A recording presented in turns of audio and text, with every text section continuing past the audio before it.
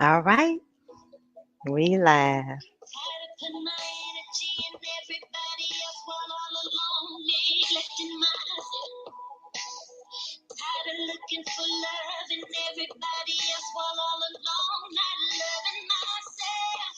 Y'all come on in.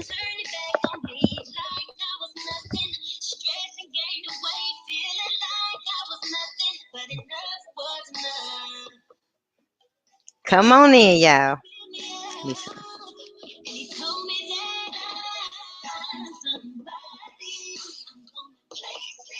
Welcome, welcome, welcome.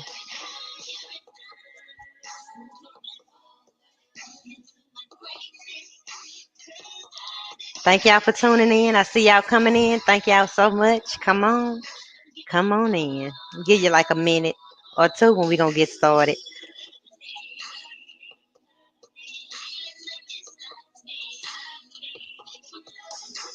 I do own the rights to this music, but Facebook don't care because they'll mute me anyway. So I'm gonna say I don't own the rights to this music, just so they won't mute me. I see y'all coming in. Thank y'all for tuning in. Let me know where y'all at. Where y'all at? Of course, y'all know I'm in Houston, Texas. Acres home. Thank y'all so much for tuning in. I'm finna go ahead and get this thing started. How y'all doing? Let y'all comment so I can see where y'all at, who you are. Welcome to the Self-Love Journey, Conversations with Shei Atkins, where it's just a non-judgmental place where we learn to have a healthy relationship with ourselves, talking to people from all walks of life and hopes to encourage and inspire those watching. So thank you so much for tuning in tonight's show. I got my purple on for domestic violence, those in domestic violence situations and who just need to hear a word tonight, to hear some encouragement on tonight. Um, the first thing I want to do is bring in Mr. Dray Tate, who's gonna just encourage our souls with a song. I'm gonna talk to him for a little bit, and then we're gonna talk to two young ladies who will be sharing their stories on tonight. But I'm gonna bring in Mr. Dray Tate. How you doing? Hey, my girl, what's going on? I'm doing I see everything you is fly good with over your here. shades on. You looking fly with your shades on. They not ready for you. Well, thank you. Now, Okay. y'all, me and Drake, we've been friends on Facebook. I don't know how long, but it was something about last year during the time of George Floyd when I was actually able to know that you could sing. I don't know if he was promote. I don't know if it was a Okay. flyer or what. Yeah, because I was caught up in my own little world. And so I was Mm, able to see your posts about you singing there. And then during the okay. funeral, I saw you and I was like, this man has a nice voice. And then Thank you. I started seeing posts about you singing with the Williams brothers. Mm-hmm. What Right. where I been? Like what? How did that happen? Well, started out about I've been with the brothers now for 20 years. Uh, Oh, I'm real but that's behind. the thing. I'm right here out of Houston, and but I was with the Williams Brothers 10 years, and I was just singing background. Matter of fact, a lot of people don't know I was the Williams Brothers guitar player for a little while back in the '90s, late What? '90s, and So you play guitar? now they called me back. Yeah, I played about five different instruments. Come on, Lord. Yeah, That's all right. been doing that for over for. I've been the music. I've been playing music now. Thank God for about 40 years. Come on, Lord. Yeah, about Now 40 with the years now. situation with Hmm. George Floyd, did you do the Change Gonna Come remix for that situation, or it just kind of like I did. perfect time? Really? Yeah, I did. I put Change Gonna Come out in January of 2020. And I didn't put it out for no accolades and nothing. It's just a song that I always loved and I wanted to do since I was a little boy. being I was a geek when it come down to civil rights and movements and the Malcolm X stories and the Martin Luther King stories and the Medgar Evers stories. And that song was like it was very it was needed in that time. And I don't know, just the soul that Sam Cooke sung it with, it just got to me as a little kid. I'd never forget tears coming down my eyes the first time I heard it, because it got to my soul, you know, and it's kind of like I can feel pain in the song. So it's just something I always wanted to do. And I put it out in January. And after George passed away, Melvin Williams, which is my goddad, he called me and say, man, why don't you do a remix to the song? That's called Byron. We call him Talkbox. Everybody know him mostly for the 24 Karat track with Bruno Mars. But me and Byron been friends for, man, almost 30 years. But we called Byron, and the rest is history. In about 3 days, we put that whole song and video together in 3 days, and we premiered it at George Floyd's service. Wow, and it was beautiful. That song touched my heart. And when I put this show together tonight, you came to my spirit, because somebody need to change on the night. And we need change right now in the season. It's a lot going on. So I know that it's really going to bless a lot of people's hearts on tonight. And I'm just finna get out the way and let you do your thing and bless our heart. So I'm finna mute me.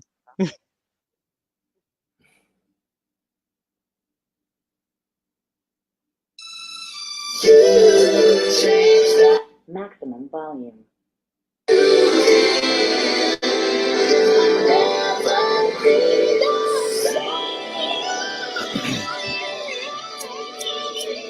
I was born by the river in a little tent. Whoa, just like a river I've been running ever since. It's been a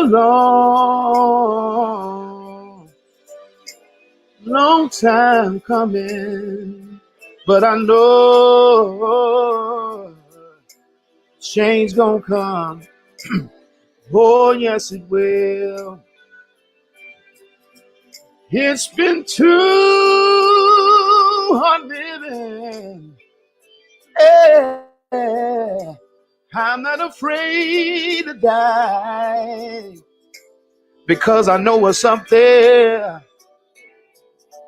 beyond the sky. It's been a long time coming, but I know change gonna come. Oh, yes, it will. Now listen. But then I go to my brother, and I say, brother, help me please. But he winds up knocking me back down on my knees. Oh, there were times when I thought that I wouldn't last for long, no. But now I think I'm able to carry on. It's been a long time coming, but I know, hey, a change gonna come. Oh, yes, it will. I know, a change is gonna come. Yes, it will. Yes, it will. I believe that a change is gonna come. Oh, yes, it will. Said, I know, no. A change is coming, yes. I know a change gonna come. Yes, it will. Yeah. Ooh. That's him. That was so beautiful. Oh my God. I was holding back the tears, trying not to Appreciate it. cry. That touched my heart. Thank you That's so all much. right. Y'all, if y'all want to bless Thank him, you. there's his Cash App down there, and the song is available on all digital platforms. So y'all go Right. get it. And thank you Right. so much for My coming and honor. doing My it for honor. me. All right, then I'll That see was you my on honor. Facebook. All All right, right. thank you Y'all so be much. good. All right, bye-bye. All right. Bye-bye. All right, y'all. That wasn't that beautiful and heart. Wow. So we just gonna go and get into the first guest that I have on tonight. I'm about to bring on Miss Waltrell Michelle. She reached out to me. Let me unmute you. I gotta remember to do that. Hey. Hey, reached out to me on Instagram, and she wanted to share her story. And I'm like, girl, talk to me. What's your story? And it's one of a struggle. It's one of domestic violence. It's one where you have to fight for your life. So, what made you just want to reach out and say, you know what, this is the time for me to share my story? Well,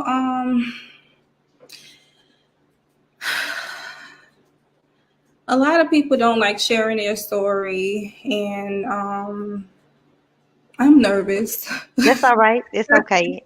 It takes courage to share your story. And it is time to come out with my story, basically. So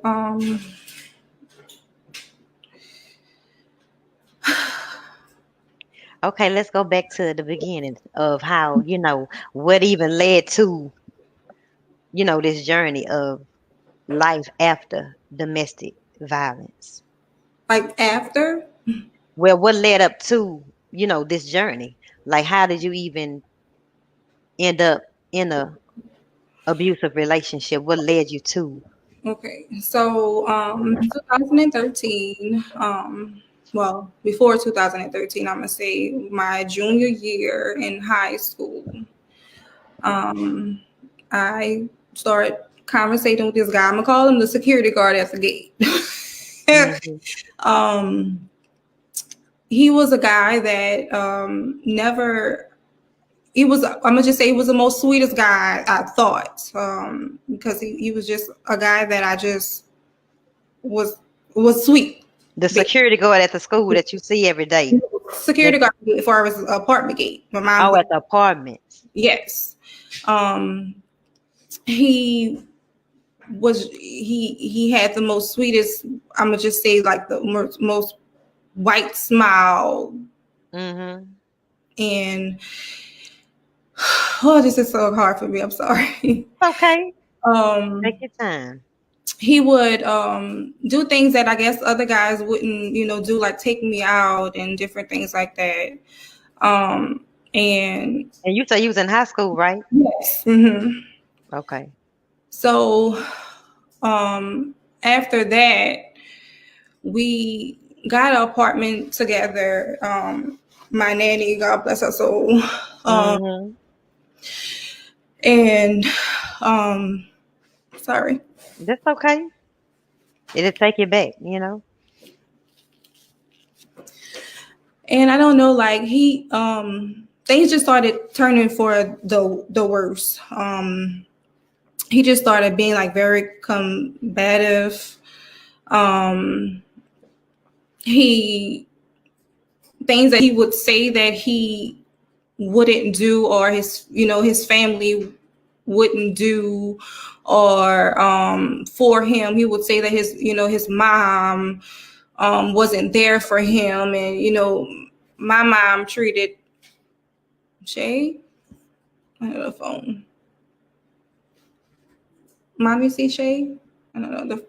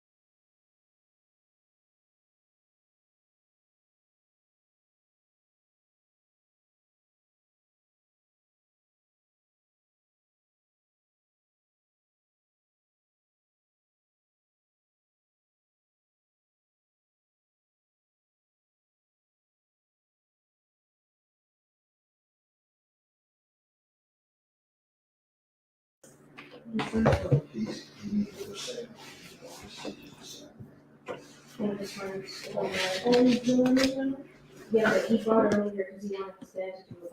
He can't have his relative assignments. Oh, so he's going? It's like a reference. Shay? Yeah, can you see me? Yes. I don't know what happened. That ain't never happened on the show before, but that's all right. Come on, Lord. To God be the glory. I'm back. Devil, that's the devil. But Out of 13 shows, this is the first time that ever happened, but things happen. It's technology, but we here. So I'm back. Okay, so you were saying that he started. So Did y'all move together or what? yeah, we did. Okay. He would just start talking about like how his family wasn't, there for him, and how his mom and his dad basically didn't raise him, and his grandmother and his grandfather, raised him. So my mom kind of took him in basically. And he had a little girl, and I kind of took her in as well. And it was just something about him and the ex kind of relationship. Like they was talking about getting back together and all that kind of stuff. And, when she would kind of try to reach out to me, and I'm like, I don't, you don't want to hear what the ex have to say. And she was like, yeah, he was abusive to me. But at the time, I don't want to hear that because, Wow. we get back together. But Lord and behold, I should have listened. Wow. And now, how old was he, if you don't mind me asking? How much older than you was he? He was how much older?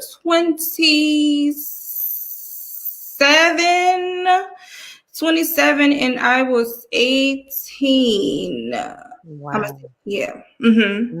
Okay. And that much of an age difference. So it was kind of like, yeah, how that goes. Yeah.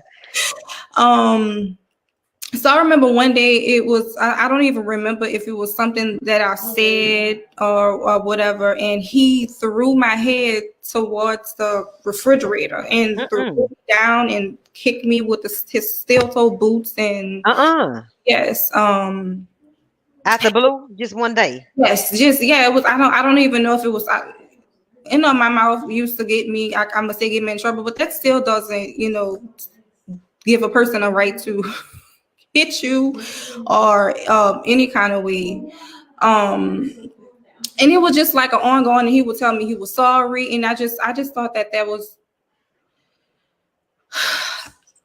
I just thought that was, I don't know if I thought it was love, maybe, or if it was, I don't even know what I thought it was at that time. It was times when he got me to, lose jobs. Actually, I think my nanny's even watching, and didn't even know when we were arguing and fighting at one time, and I couldn't even go into work because he punched me in my eye, had a lifted lip, my ear, busted my eardrum, punching me all in my ears, throwing knives at me. It was just bad. I'm not gonna lie, I left him twice. Still went back to him. And what made you go back? Because he was saying that he was going to hurt my family. I was scared that I was going to lose jobs and stuff like that because of him. But I remember one day telling my dad, I said, if he hit me one more time, I'm gonna leave him. And he told me, he said, if he gotta hit you one more time, then you ain't ready to leave. But I was always saying, I said, you know what? When I'm ready to leave him, I'm gonna be ready. And when I'm ready, I'm ready. Nobody can make me ready, but y'all ain't doing nothing but drawing me closer to this person. And it wasn't, I don't know, I didn't really, I'm not gonna say that I really loved him. I was just scared, that I was just scared for my life, my family, because I remember me trying to get away and he would draw guns at me, kill you and stuff like that.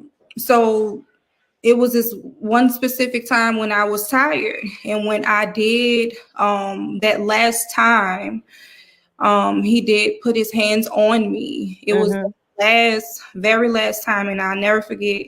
I text my mom, my dad, and my stepmom in a group message, and I said, you know what? I'm tired of him putting his hands on me.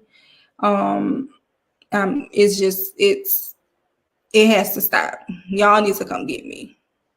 And they did. My dad did. I didn't think it was going to happen when they were going to come, because, like I said, I had left so many times. When you cry wolf so many times, I ain't got time for this. You did the last time, so are you really ready? But, they did.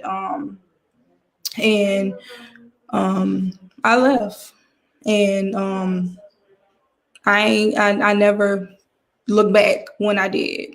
I'm not gonna sit there and say that it was something easy coming, from that, because it was hard to pull away from that cycle. The cycle of going back and it happened again, and then you leave and go back and it happened again. Yeah. How long were y'all together before he actually had those steel-toe boots on and kicked you and all that? Wait, say that again. I'm sorry. How long were y'all together before, that first time when he hit you with the boots on? And it was, I'm gonna say, okay, so it was maybe we were a year in. So it was a year in before that happened. Yeah. But you had some signs from the ex. And what about him? Did you see anything in him? Because, I think it's important for people to. Cruelty, I'm gonna say cruelty to animals. That's one sign. Because he was very aggressive with animals. What was he doing with the animals? Beating animals. I'm what sorry. Kind of like a dog? Yes.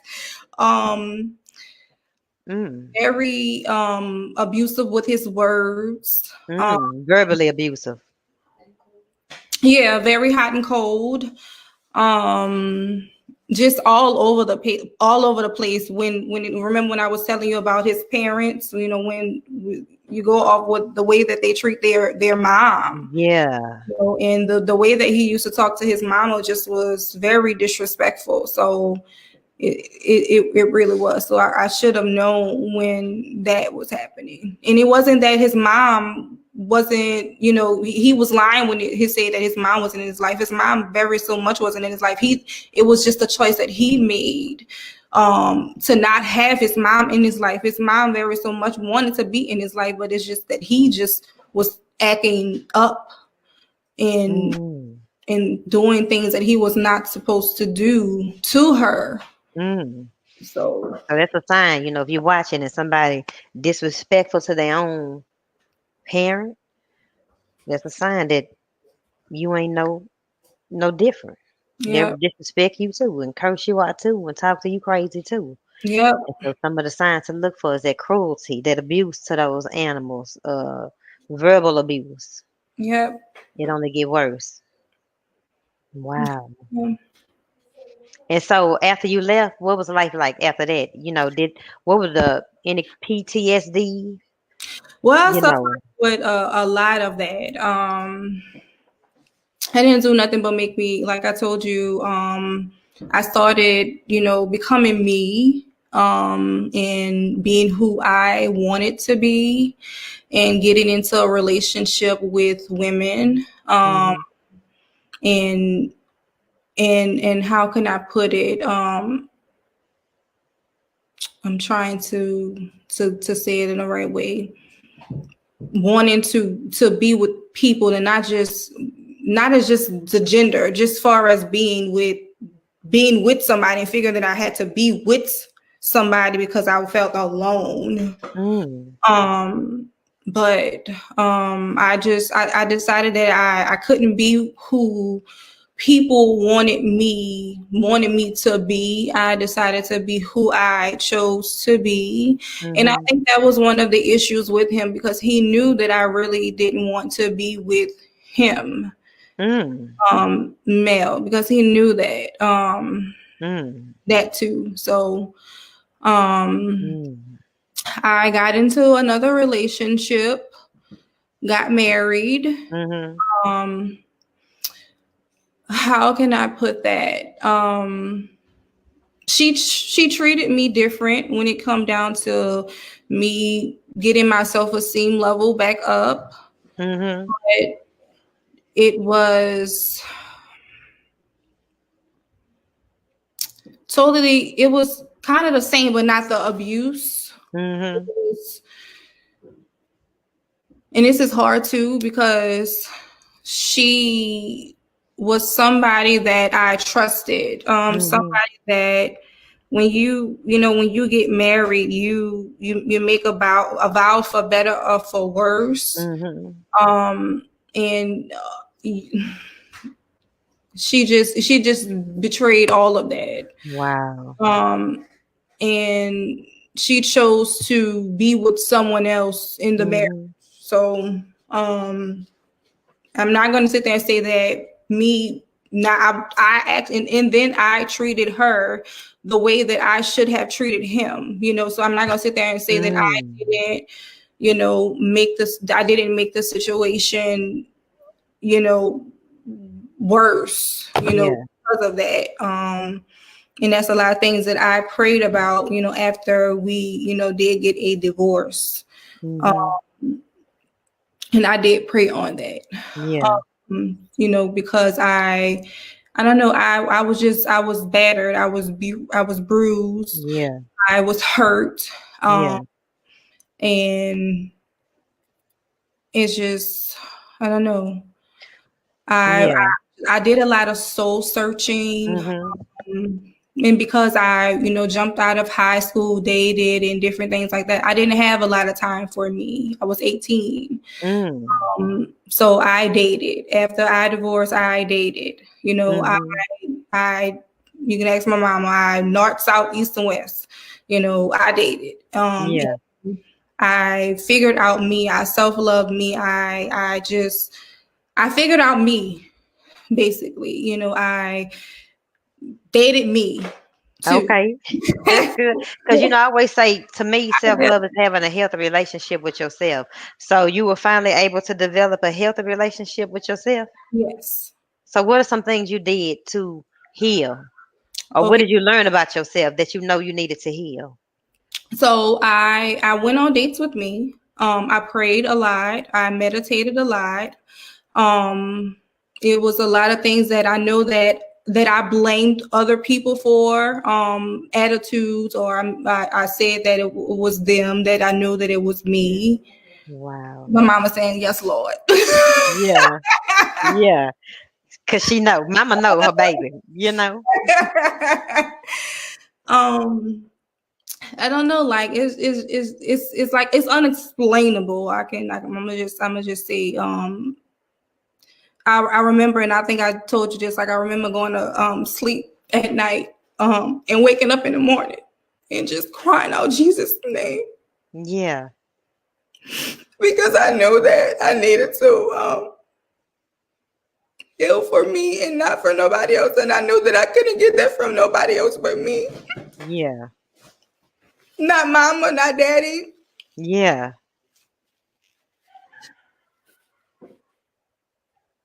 Yeah. You called on the name of the Lord.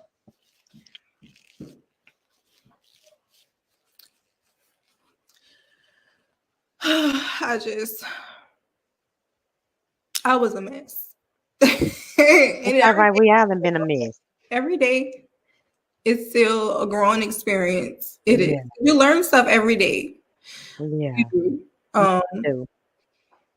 But positivity always, always positive. Yeah. But can you please say something to somebody that might be in that situation right now? She needs to hear your word. She needs to hear from somebody who's been where she is right now. It is not easy. I'm never going to tell you it's easy. But if you are around someone that you can talk to them, tell them you're not alone.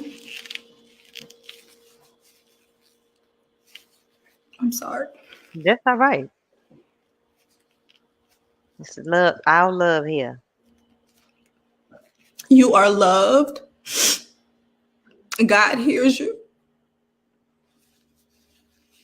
You are not by yourself.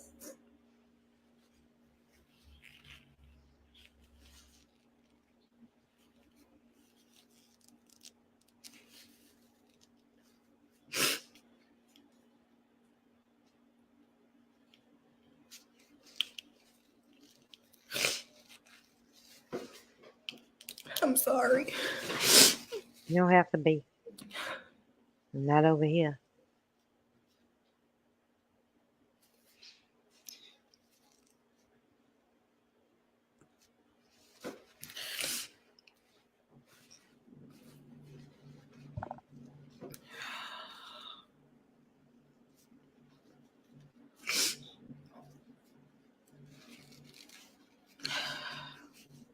And better days are coming. That is true.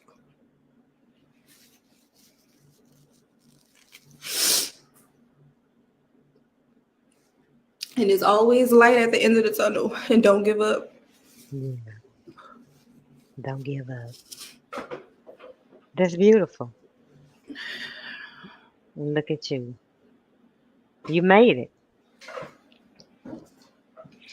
And I think it's important. I don't want nobody to wait to, their life, they about to die before they reach out for help. You know what I'm saying? Because it's a lot of situations that you right there. So we can encourage and help somebody and bless somebody before it gets to that point. It's just the grace of God. Tears are just a release to make room inside for the comforter's peace. That's right.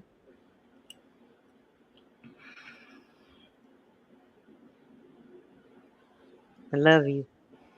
Shout out to Tamika. You know Tamika? Yes. This is my colleague. That's all right. It's good to have support. So I just want to thank you so much Thank you. for sharing your story. You are loved. You are strong. You are beautiful. And I'm always here if you ever need somebody to talk to. I know you have a support system, but we here to encourage each other and be here for each other. And I just want to thank you. Thank you. God bless you.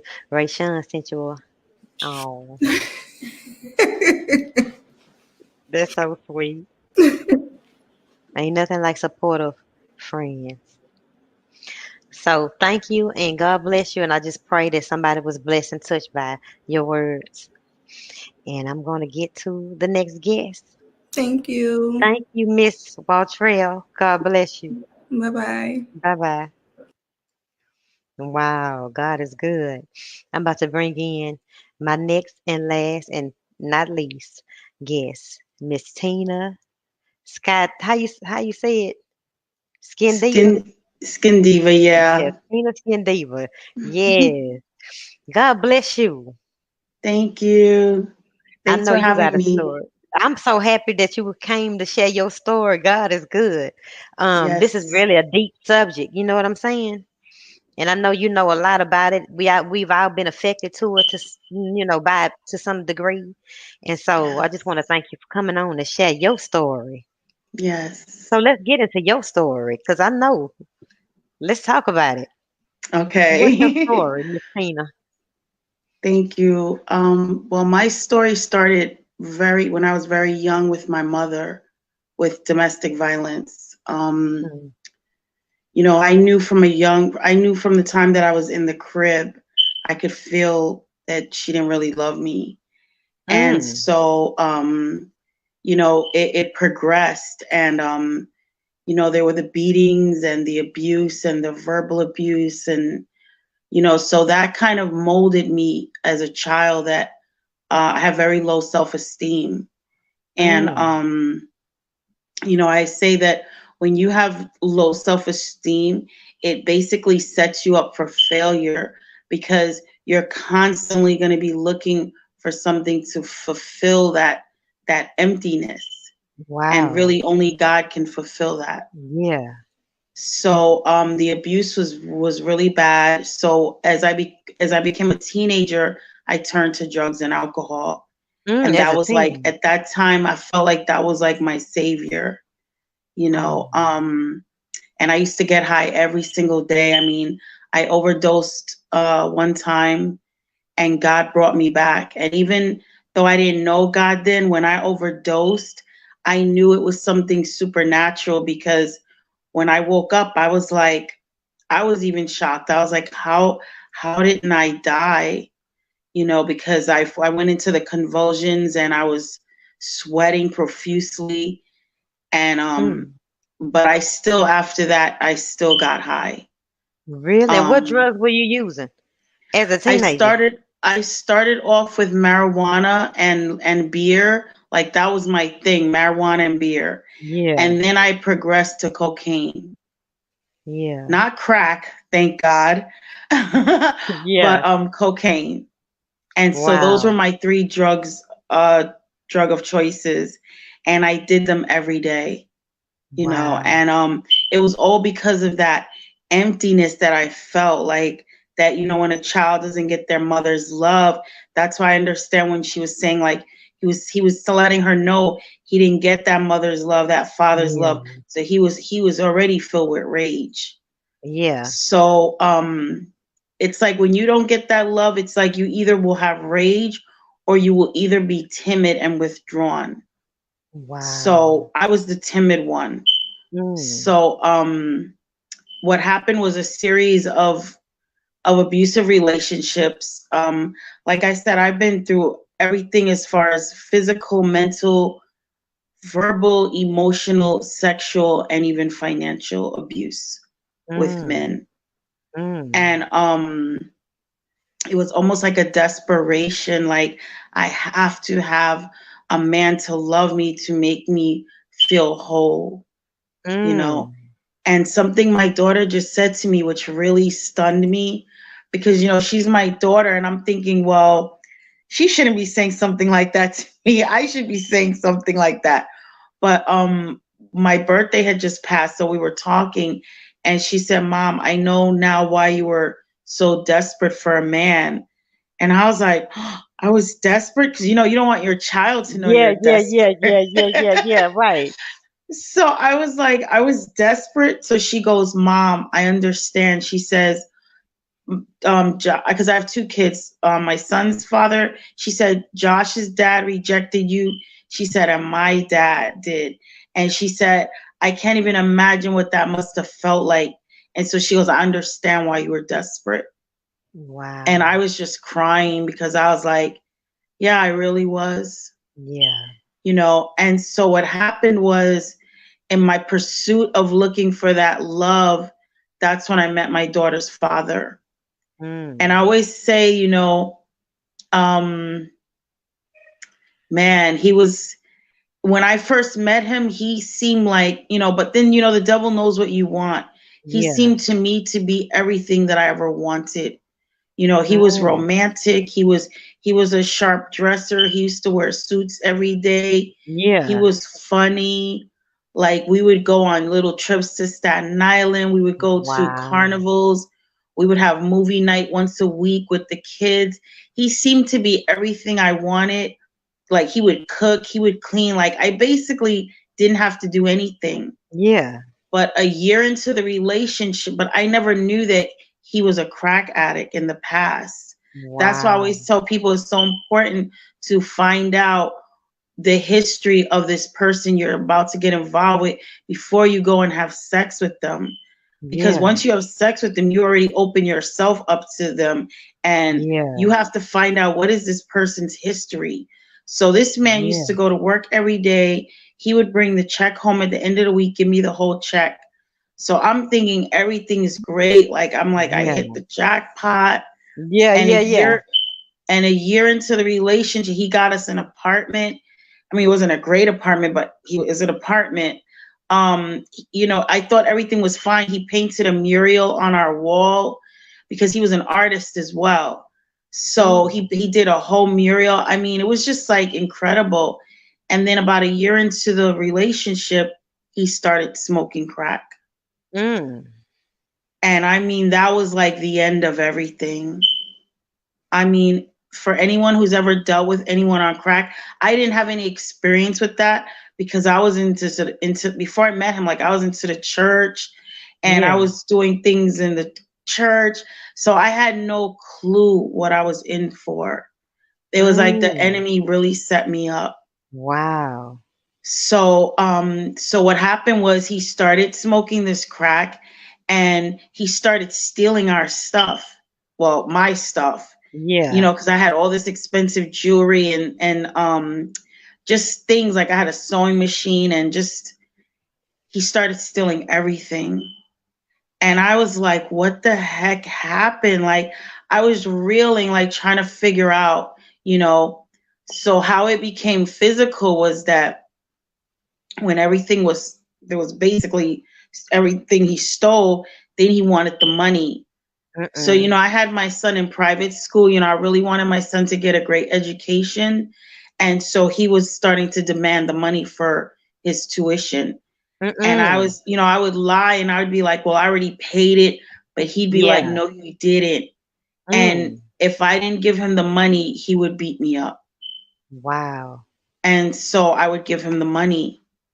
And my son, he was 6 at the time. He started having issues. He started getting nervous. His eyes would blink. He didn't know how to tie his shoes. It was so severe. And all I could think about is what happened to that man that I met. And I didn't really have anybody that I could go to. At that point, he had basically isolated me. So all of my friends were just gone. It was just me, him, and my son. Wow. And what would happen was, there would be periods where he would get off the crack. He would go into, I guess, a form of remission where he would stop and everything would be great. I mean, it would be like it was, and then he would start again. And this went on and on for 6 years. Wow. And I would go to work with black eyes. I would hide it with makeup. basically he was so jealous. One time what he did was he would call me when he felt I was supposed to be off of work and on my way home. And he'd be like, where are you? Where are you? And I'm like, I'm coming, like I'm on my way home. And he's like, no, you're late. I know you're meeting with someone. Like he became so paranoid. So it was this one day, it was his birthday. So I was late because I stopped to get a cake. And I was like, yeah, this will really surprise him. And oh my God, he didn't even let me explain anything. As soon as I walked in the door with the cake, he just started punching me. And the cake went everywhere. That is so He was sad. completely possessed by the devil. It was like he was in a blind rage that he didn't even see I'm walking in with a cake. Like, Wow. And then when he's seen after what he did, he would always start crying. Like he could cry like at the drop of a hat. And it was like, it was so traumatizing. And so what happened was when I met him, I was a size 7'8". I ballooned up to a size 22. And I had like black circles under my eyes from all the stress, and like all my hair had fell out. I mean, I was going through such a metamorphosis. And so my son ended up failing out of private school because they told me he can't keep up. So you're gonna have to take him out. And I was completely devastated, and I'll never forget one day I went to his school and one of the teachers was there and she said, can I talk to you? And I said, sure. And I think Josh was like 7 at that time. And she said, listen, she says, I want to tell you, she said, your son comes to school and tells us that that Ronnie is hitting his mommy. And I was just stunned because, I wanted to keep it like a dirty secret. Like nobody has to know, like I still go to work, like as if I really have it together, which I really didn't have it together. And I was just stunned and I didn't even know what to say to her. And she started saying stuff that I didn't even understand at the time, but now I understand it. She said, you have to become whole, and then you will attract someone that will be the right person for you. She was like, you don't deserve this. But me being that young in my 30s, I really didn't really understand it. All I knew is I was in a survival mode. And that's all I knew. Did you ever try to leave him? Or it didn't cross your mind because you were, desperate and you wanted somebody so bad that... I actually did want to leave him. I reached out to 2 people because I was desperate, but I was desperate for the Rodney that I met, that first Rodney. I wasn't desperate for the abuser Rodney. I was scared. I was literally scared for my life. So I called my mom and I told her, I said, me and Rodney is fighting a lot. He's hitting me and, my son is witnessing this. And my mom's exact words were, that's the bed you made. You have to lay in it. And she hung up. Wow. Yeah. What did that do to you? That devastated me. That actually devastated me more than the abuse. Yeah. Because I figured that what mother is gonna let her child stay in an abusive relationship. Wow. And she said, you made that bed. She said, I made the bed and now have to lay in it. Wow. And he could have killed me. Like he could have killed me. And it was like, after that, we didn't talk anymore. And then I called my son's father. And because me and my son's father had been married for 10 years. So he still lived in the apartment that we used to live in together. So I called him and I told him, I says, listen, I says, I have to get out of here. I said, Rodney is going crazy. My daughter's father was over 6'3". He was 260 pounds of pure muscle. I'm scared for my life. And my son's father told me, he said, well, I just got a girlfriend. I just moved her in, so I can't help you. Wow. And after that, there was nobody else to try. There was nobody else to go. I don't have any extended family. And that was it. I was trapped. Mm. And so for 6 years, I stayed with him. And what made me eventually get out, I mean, and it was brutal. I don't know how I survived. I mean, he would kick me too. One time he wanted the money and I wouldn't give it to him. I'm like, this is for my son's tuition. And so what happened was I would hide the money all around my house. This is how I knew this man had to have the devil in him. Yeah. Because no matter where I would hide the money, he would find it.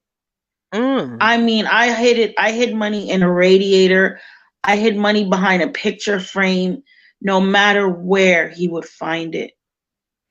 So I realized like I couldn't keep money in the house anymore. So I said, I'm going to call my son's father, because we were on good terms, like we were friends, and ask him to hold the money. And so me and my son went to see him. I gave him the money. I said, this is my son's tuition and my rent money, so I need you to hold this. So he was like, no problem. So when my daughter's father came, he's like, where's the money? So I'm like, I don't have any money. There is no money. He's like, where's the money? So it was like starting this big fight and everything. And next thing I know, like he just started like punching me, and I fell on the floor, and he started kicking me in the stomach. And all I could think about was that my little 6-year-old son is watching this in terror.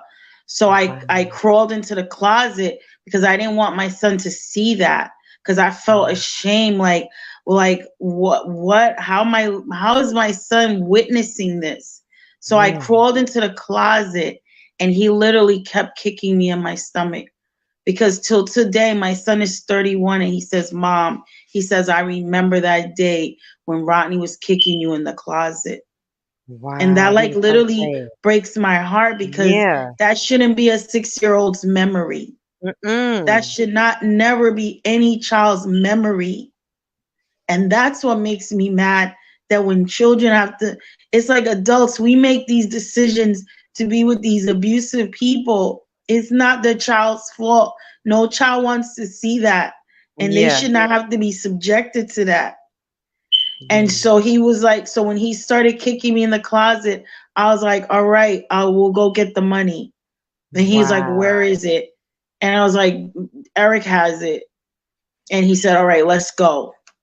And I mean, he was like the devil. Wow. He had became very dark.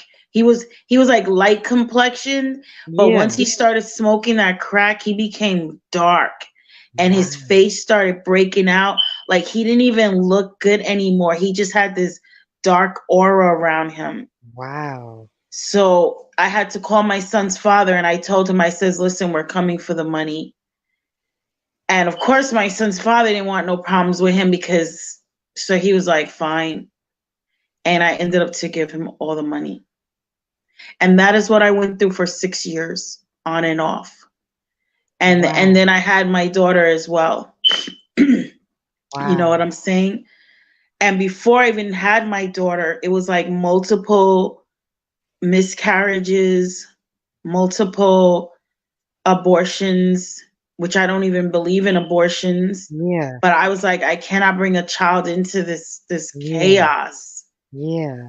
And I'm still tormented by having those abortions, because I believe that it's murder.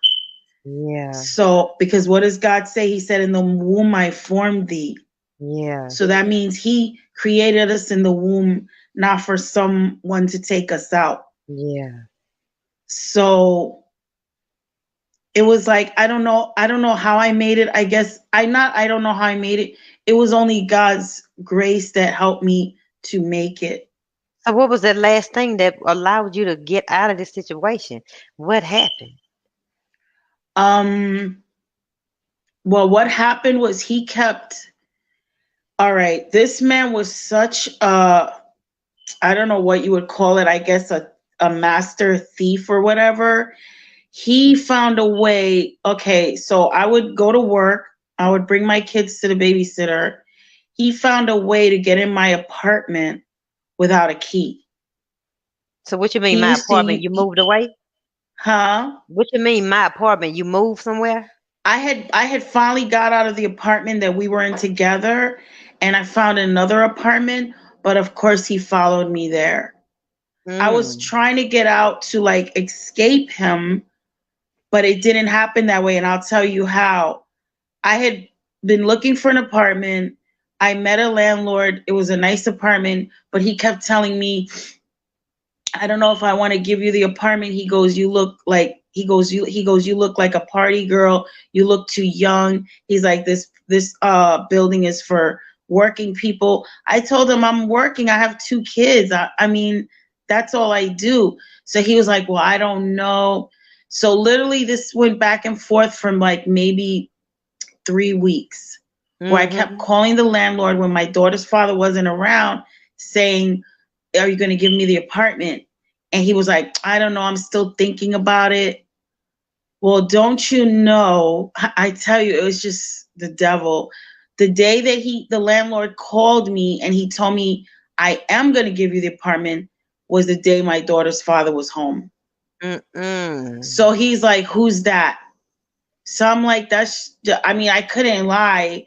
I was scared to death. So I was like, no one, that's just the landlord. He's like, what landlord? So I had to tell him, I was like, it's just for an apartment. Because he probably might have thought I was cheating or something. So he was like, oh, good. Okay, so we're going to have a new apartment. And so he followed me to the other apartment. So he knew how to get into the apartment when I wasn't there. He would use like a card and he would put it through the door and the door would open. And so he would steal all up, like I would have my VCRs in there, the TVs, whatever. He would clean it out. Then I would replace it and then he would come and do the same thing again. Wow. And so what happened was it was a combination of things that made me hit rock bottom. Right before that happened, I had told him it's over, I'm done, I'm moving on. And I had met this other guy, which I want to say is always a mistake when you're in a domestic violence relationship. You should never start talking to someone else until you're completely away from the abuser. So I went out with this person and I'm thinking, yeah, I'm free. And yeah, right. As long as the abuser knows where you live at, you're never free. So we went out. Oh, it was like amazing date. We just had fun. And then he sent me home in a cab. And as soon as the cab is pulling up, I'm getting like this real ominous feeling, like a real eerie feeling, like something bad was going to happen to me. And so we pull up and I see my daughter's father in front of the building. And I said, oh my God, here we go. So immediately I call the police. So the police come. So he's in the front of my building drinking a can of beer. Because, this is back in the day, you could drink in the street, you could smoke in the street. It was so different back then. So the cops, so I get out of the cab then because I told the cab I don't want to get out until the police show up. So the cab driver was like, okay, fine. So when I see the police show up, that's when I get out. And I'm telling them, this is my daughter's father. He abuses me. Can you please make him leave? The police were like, we cannot do anything because he has not put his hands on you. So I said, so you're going to wait until he puts his hands on me before you do something? And they were like, yes. They were like, that's the law. Wow. And I said, well, your law is screwed up. I said, do you know how many times he's done this? So they were like, I'm sorry, just call us back. And I was like, I could be dead. Like, I mean, I had this very awful feeling. So what happened was they told him to leave right then. They were like, well, can you just leave? Because, it's disturbing her. But I knew he was going to come back. So he was like, yeah, I'll leave. So he left. So I go in my building. My babysitter lived underneath me. So I go get my 2 kids. And then I knocked on my neighbor's door and I said, listen, I have a really bad feeling. I said, can you come in and stay in my apartment with me? I have a really bad feeling with Rodney. So they were like, okay. So my 2 neighbors came in and they brought their 3 little kids. So altogether we had 5 little kids, like under the age of 8. So, yeah. So what happened was, next thing I know, he starts banging on the door like a maniac. And my daughter's father was so strong, many, many times he kicked the door in off the hinges in the other apartment building. And the cops never did anything, never did nothing. So when he started banging on the door, I was like, oh my God. So I went behind the door and I was like, listen, just leave me alone. Like, just go away. He wouldn't go. Next thing I know, the door came off the hinges and it fell on top of me. So he went in my apartment. He thought my neighbor was a man because she had short hair. So he went to go draw back to punch her. And I think that's when he realized it was a female. So that's when he saw me, and then he just like kind of chased me and he threw me down on the floor. He jumped on top of me. And next thing I know, my neighbors just run out and they leave their kids with my kids in the apartment. And I know they were scared because he was a scary person, but I was like, dang, how do you leave your kids? So anyway, so he like straddled me. And he said, and he started choking me. And he said, now I'm going to kill you. Wow. And when I looked in his face, I just seen the devil. I did not see him anymore. I seen the spirit within him. And all I could hear was like all the kids screaming. I mean, they were like just screaming. And I just prayed. I said, God, please do not let him kill me in front of my children. And I heard God's voice. And God told me, tell him that you love him. And I was like, I didn't even think or anything. I was just trying to word it. And I was like, you know, I love you. Like, I couldn't even hardly get it out, but I got it out because, I mean, he was choking me. And it was literally like something out of a movie. As soon as I said that, his hands just like popped off of my neck. And he just looked at me and then he started crying and he said, look what you almost made me do to you. And then he jumped up and he ran out of my apartment. And I was just laying there like I couldn't even get up. And the next thing I know, my neighbors come back with the police. And all the kids are still screaming. And I just told the police, I don't need you now. You can leave. Wow. And so they left. And then my neighbors were like, we're sorry. We were scared. I was like, I understand. I was like, I just need to be alone with my kids. Wow. And I just realized from then, and when he kept finding a way to come in my apartment, one day I was like, I'm just done. And what happened was there was this lady in my neighborhood. I would see her. I never told her my story because I was very private. Like I didn't want anybody to know. But somehow she knew. Every time I would see her, she'd be like, so how's everything going? She'd be like, you know what? You can go to a shelter. And I was like, a shelter? What? I didn't even know any clue about shelters. All I knew is that I worked and I had my own apartment. So every time I would see her, she'd be like, you can go into a shelter. And so one day, it was right after that incident where he almost choked me and he was still able to come in my apartment. I had a mental breakdown. And I said, I cannot do this anymore. And I called the shelter. And it was a shelter in Brooklyn. And the lady told me, she says, well, if you want to come, she said, you're going to have to give up your job and your apartment. She says, and you have to get on welfare. And I was like, I don't think I can do that. I said, I don't want to get on welfare. She says, but you have to so we can help you.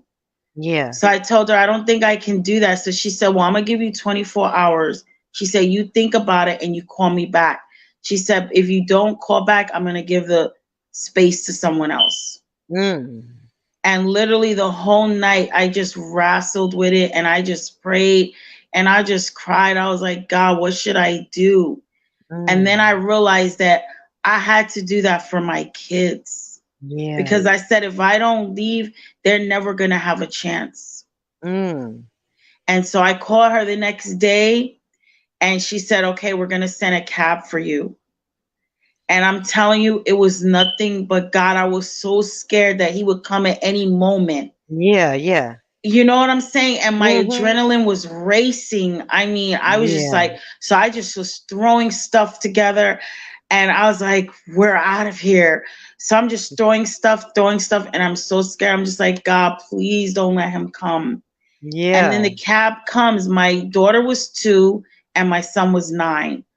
So the cab comes and I had never lived in Brooklyn, so I wasn't too keen on that, but I came to love Brooklyn.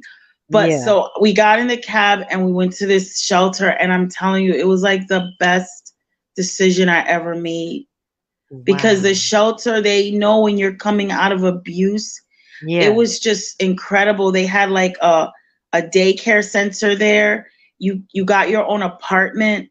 They had a backyard for the kids to play. Wow. They literally, the day they gave me the key to the apartment, somebody came and knocked on the door, and he brought like all these sheets and pots and pans and stuff that you like. And I was just like, oh my God. And then the apartment was like huge. It had like a toy chest filled with toys. It had a crib for my daughter. So it was just like, I finally felt like I could breathe again. Yeah. Wow. But believe it or not, my daughter's father didn't give up. He went to my job. He was telling my boss, I want to know where she is. I mean, he went to my girlfriend's house, Red. He was like, I know where she, and blah, blah. He was looking for you. Yeah, he was. But what I realized is that after that, like when some time went by and I got my apartment and everything, after that, he did come in my daughter's life again, and he would see her whenever he wasn't cracking. But he never abused me again, because I believe by leaving, I made a stand and I showed him, you can't do this to me anymore. And so after that, he never abused me anymore. He got married with someone else and abused her, but it was like he just left me alone after that. Wow. Yeah. There's something there. And it's crazy because I still think about him. We haven't been together in over 20 years.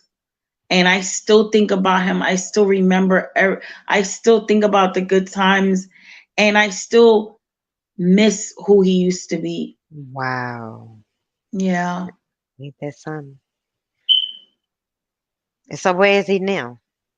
He passed away 4 years ago. Yeah, I had just moved to Virginia, and yeah, he had gotten stabbed, and then when they did the surgery, I don't know, they did something wrong. They botched it, and his intestines, like the waist, backed up, and he passed away. But one thing I can say that I'm thankful to God for is that he wasn't really in my daughter's life like he should have been because of the crack. And because of it, she grew up very angry, and she always took out her anger on me. And it was like, I felt like I was going through the abuse again. And, she was so angry because he wasn't in her life. And I thank God, because for the month before he passed, she said, Mommy, I really want to see Daddy. And we didn't even know he had been stabbed or hurt. And so because before that, she didn't even want to see him. She reached out to him. And for that month, he told her because she was working, he told her, bring the boys over every day, her kids over every day. He goes, I want to watch them. And it was before Thanksgiving. He told her, I'm gonna give you and the kids and everybody all Christmas presents, your husband a Christmas present. So Christina was like, what's the rush? She goes, not even Thanksgiving. He was like, I have to do this. Because he knew he was gonna pass. Wow. And he actually passed on Thanksgiving. And so she told me, she said, Mommy, she said, that month that we spent together, that last month, She said, my daddy was the way I always imagined him to be. She said he was like the best father and the best grandfather I could ever ask for. Wow. And so she got to experience it and not be angry at her dad and be holding all that rage. And now she's like, I got to see the real him, because for that month he was him. He couldn't do all those things anymore. It was like God changed him. Wow. And so he went right. He went and he took, and he would be sick from that surgery, and he would take care of my grandsons, Jeremiah and Jamir. He would watch them all day long. And he would be like telling my daughter, oh my God, he would be like, this was my pleasure. Wow. He was a totally different person when he wasn't on drugs, huh? A totally different person. He was like a complete family man. You know, he didn't run the streets. But when he was on that crack, he was like the devil in the flesh. It was like two completely different people. And what made me happy was that she never got to know that real him until that final month. And she got to experience the real him that cooked, the real him that was affectionate, you know, the real him that was funny, and the real him that helped her out, you know. Wow. Yeah. So that's the one blessing that came out of all of that misery. So what would you tell the queen watching that stuck in the situation? What would you tell her or him? I would say you can't let your past define your future. A lot of people with low self-esteem get stuck in these abusive relationships, and it's either because they've seen it growing up, or it's some reason and they just get stuck. You have to face the past, face those demons, face that childhood, face what happened to you. If you were raped, if you were molested, whatever happened, you have to face it, expose it, and you have to get healing so that you will not become subject to an abuser, because that is no way to live. I mean, I had so many dreams, you know, and he was supposed to help me with these dreams. I wanted to open a hair salon. And he was like, yeah, we're going to do this. We're going to do this. The thing is that when you waste your years with an abuser, you will not ever be able to accomplish the things that you want to accomplish. When I was with him all those years, all I could do was survive, all beat up, covered in bruises, late for work all the time, sad, depressed, couldn't even think straight. Then once I got away from him, I was able to write this book. I was able to produce this skin line. I produced fashion shows at my job. And I even got to meet like over a dozen celebrities. And none of that would have happened if I stayed with that abuser. Wow. And that's my message. There's life after being with an abusive person, but you're never going to know that if you just keep staying, feeling like this is what you have to take, because that is not what you have to take. That is not the life that God designed for you. Yeah. And I wasted all those years that I'm never going to get back. Every time the longer you stay with that abuser, the clock is ticking. You're not going to get those years back. You're not going to get that time back. So you need to run for your life like I did with my 2 kids. I ran for my life and I didn't look back. I was like, I'm done. I knew once I made that choice to leave, I was never going back. And I never went back, because I felt like if I have to go through this drastic measure to uproot my kids, go into a shelter, it's done. And women have to and men too, because men are abused as well. Yeah. They have to get to a point where they're like, I refuse to be abused. Come on. Come And on. that's where I'm at now. And it's still a journey. I'm still working on me. Because, you know, you have those scars that people Yeah. don't see, those Yeah. wounds, you know? Yeah. Yeah. And you got So, like, you know, your show is about self, and yeah. that's what we need to work on. That's the key. Yeah. I had to face that, okay, yeah, my mom doesn't love me, but I don't have to search for it in a man. I could Yeah. love myself until God sends the right man. Yeah. That's right. So you have a book on Yeah. Amazon called The Fight for My Life. Is that telling a story that you just told us? What it tells is how I felt growing up. I felt intensely ugly on the inside. It tells a story of how I was just numb and empty from not getting my mom's love. Mm. Then it talks a little bit about my addiction, Mm. and it talks about my daughter's father, how he was like the prince of darkness when he was on that crack. Yeah. And then most of the book is about a plan to take back your life, because then I battled 38 illnesses after I got away from the domestic violence. I mean, I had like brain disease, I was going blind, I had neuralgia, which is a painful nerve disorder. This side of my face had completely collapsed. I had parasites. Wow. I had myofascial pain syndrome. I mean, it just was one thing after another, after another, after another. And so what God did was he led me to naturopathic doctors and holistic medicine. And they helped me. So what I do in the book is I talk about the deadly sins of eating the wrong foods. I talk about how exercise is vital to being healthy and aging better. And I talk about things to eat and how to really, like, basically how to take back your health. Because anybody who's been abused, their health is low because their immune system is always under that duress, that stress. Yeah. So you have to eat right. You have to exercise. Like you said, the sun, that was so beautiful. You said we're a flower. We need the sun and the water. We need that vitamin D every day. Like we need to drink water. We got to stop drinking all these sodas, you know? And so that's what I talk about in the book.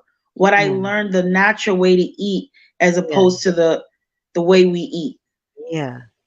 So And that's what it's about. Huh? I was telling me to get your book. It's on Amazon, The Fight for My Life. Excuse me. It has been a fight. Yeah, but you still here doing ministry and sharing your story. So I just want to thank you for sharing your story. It was beautiful. I'm glad you made it out. Amen. Because everybody don't make it out. No, they don't. They really don't. They really don't. And I know. Yeah. God is good. And you know what God said to me when I asked him one day? I said, God, why did you allow me to go through this abuse? I said, I don't understand it. Like, I was in the church. I don't understand why I went through this.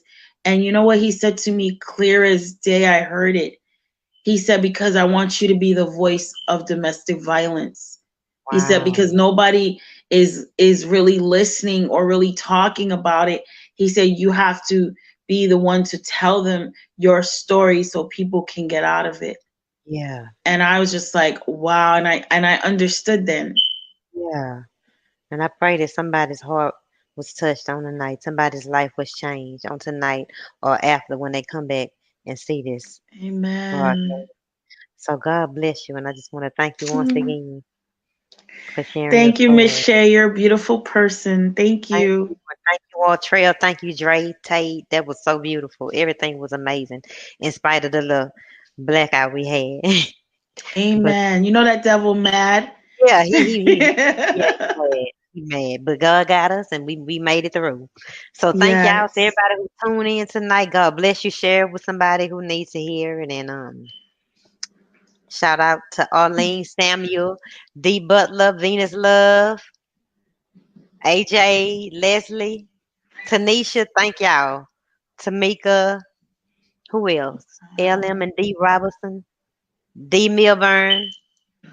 Thank y'all so much. That's who comments I can see right here. Thank y'all for tuning in, and until next time, God bless y'all. Amen. God God bless bless you. you, Shay. God bless you. I'll holler at y'all later. God bless you. Bye. Bye.